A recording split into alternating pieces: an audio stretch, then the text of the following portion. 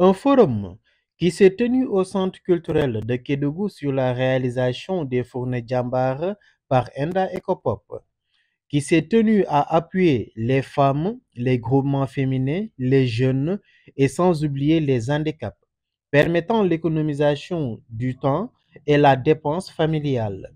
Adjoint sous-préfet de Kédougou, Ali Mbouch. Pour nos Djambar améliorer, pour nous améliorer. Bon, aujourd'hui, à travers les témoignages des femmes, nous avons pu noter un réel satisfaction parce que les témoignages ont été éloquents.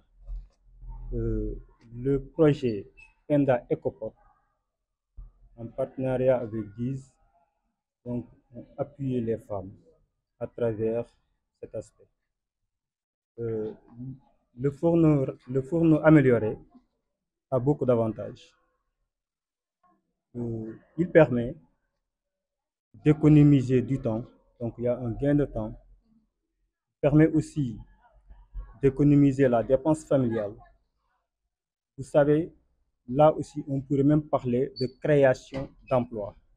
Parce qu'il a été noté aujourd'hui que beaucoup de groupements féminins dans la région de Kédougou, depuis Saraya, Salimata et Kédougou département, des groupements féminins sont encadrés pour promouvoir le fourneau amélioré. La chargée du programme Enda Ecopop, Aïssatou Mbaye, nous fait part de leur objectif premier, qui est de célébrer en premier lieu la Semaine mondiale de l'entrepreneuriat à travers de cette activité phare des entrepreneurs de Fourne Djambar. Les entrepreneurs Djambar que nous organisons pour la seconde fois. La première édition étant organisée au début du projet en 2021.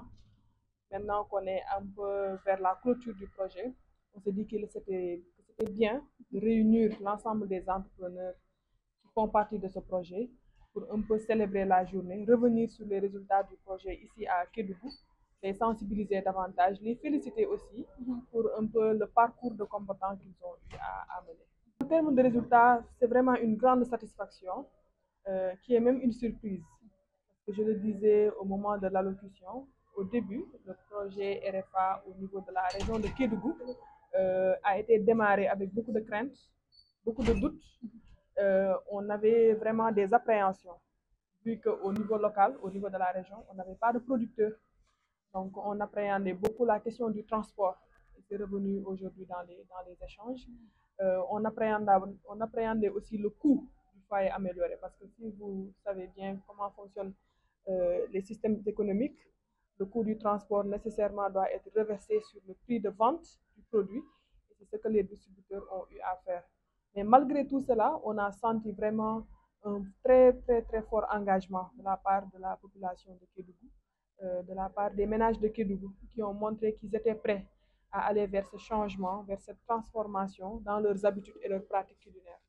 Parce que ce foyer amélioré est un foyer qui est vraiment respectueux du climat et soucieux de l'environnement.